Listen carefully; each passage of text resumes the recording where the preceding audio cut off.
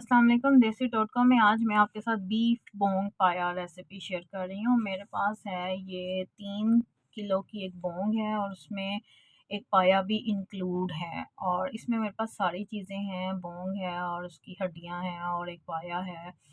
इनको मैंने क्या करना है, जो हड्डियों को मैंने 5 गिलास पानी डालकर और हड्डियाँ प्रेशर कुकर में पकने के लिए रख देनी है और साथ ही उसके ऊपर मैंने पाया भी रख देना है। जो मछली का गोश्त है वो मैंने बाद में रखना है। ये मैंने 4 चम्मच इसमें नमक ऐड किए हैं और 4 चम्मच मैंने इसमें लहसुन अदरक का पेस्ट ऐड किया है और पानी ये जो मैंने आपको पहले बताया 5 गिलास डालने हैं।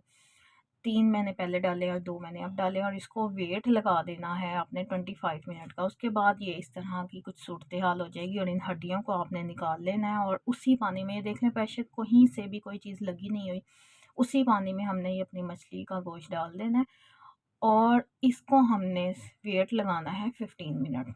हड्डियों को और जो मिखों को और पाए को 25 मिनट का वेट लगाना है और ये जो मछली वाला गोश्त है इसको हमने 15 मिनट का वेट लगाना है।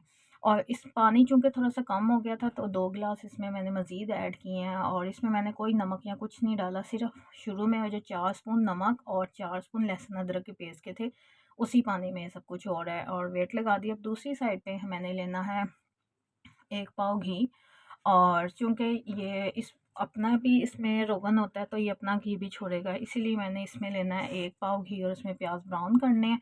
अच्छी तरह से ब्राउन करके प्याज निकाल लेने हैं और मैंने 2 चम्मच लहसुन अदरक के पेस्ट इसी घी में, प्याज वाले घी में प्याज निकाल लिया, उसको पीस लेना है और ये लहसुन अदरक के पेस्ट को अच्छी तरह से भून कर और उसमें मैंने ये अपना कुटा हुआ प्याज जो ब्राउन किया था उसको पीस के तो इसमें ऐड करके इसको अच्छी तरह से करनी है इसकी भुनाई। और बड़ी आई स्पाइसेस की हमने इसमें डालना है 1 बड़ा चम्मच ज़ीरा पाउडर का, फिर 1 चम्मच बड़ा ज़ीरे का।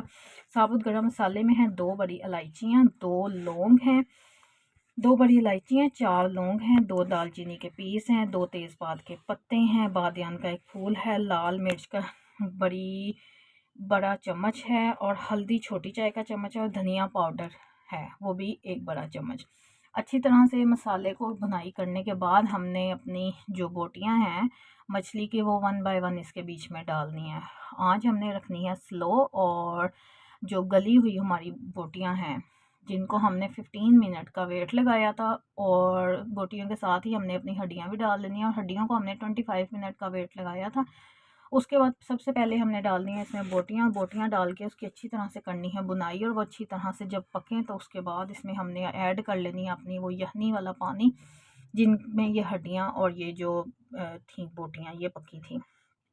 और मज़ीद अगर आपने उसमें पानी इंक्लूड करना है तो आप कर सकते हैं। और ये देखें ये बहुत ही मज़ेदार सी आपकी बीफ बोंग पाया की रेसिपी तैयार है और इसको मैंने पकने के लिए तकरीबन 2 से 3 घंटे हल्की दम वाली आंच के ऊपर रख दिया और ये देखें कितनी मज़ेदार सी और कितनी ज़बरदस्त गली हुई है। और ये देख लें और बहुत ही मज़ेदार सी ये रेसिपी, आप इसको बनाएं और ट्राई कीजिएगा और आपको रेसिपी पसंद आए तो चैनल को सब्सक्राइब कीजिएगा और बेल आइकॉन को भी प्रेस कीजिएगा। अल्लाह हाफिज़।